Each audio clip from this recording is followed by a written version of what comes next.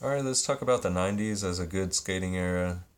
A lot of people will say it's the heyday, and I'll be one of them because I got to skate in the 90s.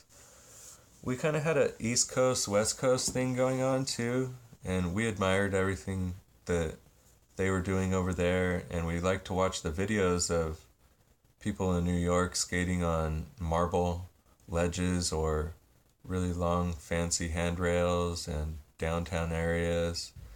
These were things that kind of like fascinated us because, people from LA, we always wonder if our city is bigger or, of course, we've heard New York is, so we wonder, are there skaters better? And there was a lot of us that went down there. I had friends that went down there and tried to skate the spots that we saw in videos and stuff. So that was kind of cool that they had a lot of different obstacles that became famous, and on the West Coast we had a lot of stuff that became famous. And to watch different skaters approach the same obstacles is really what we like to watch, like Love Park or, back in the days, the 90s, you have to remember a lot of these spots were not blocked apart yet, like we could skate on the Belmont Pier ledges in Long Beach when I went down to my dad's house, and I actually skated the marble ledge in front of the World Trade Center there, even though it was really bumpy going up to it. I K-grinded it.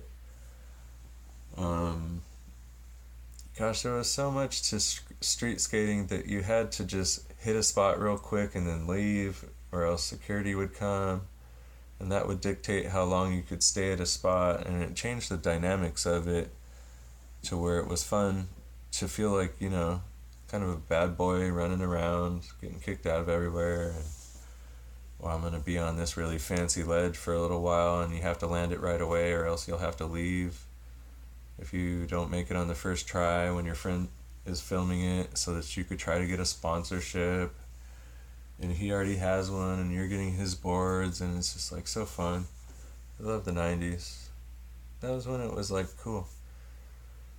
Not saying it isn't anymore. Like, it's kind of facing a little bit of a revival, but it's harder to be pro because a lot of it changed in my era. I'll let you know a couple of the videos that kind of affected us. Welcome to Hell was a big one.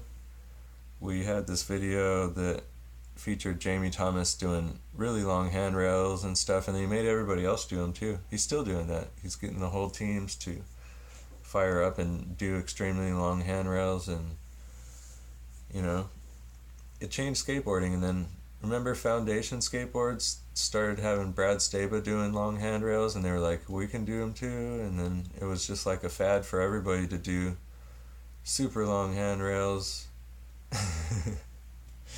And nowadays, like, I just watch it all day on my YouTube. It's just nothing more entertaining than watching Nija do like some crazy backside nose blunt down the Hollywood 16 stair, or Ed Templeton back in the day going down a whole bunch of stuff with Toy Machine, and you would be like, do those folks skate like that all the time? Or and then you watch the slam section and they fall really hard, and you're like, well, maybe they're just trying it right now, maybe I should try that. And then you're like, man, I could do handrails too. You watch these videos and they hypnotize you into thinking you're good. And the 90s was a filming era, please. Like, everybody understand that. Look at all the 90s era stuff, all the Chad Muska stuff. Oh, the Muska. Totally 90s, man.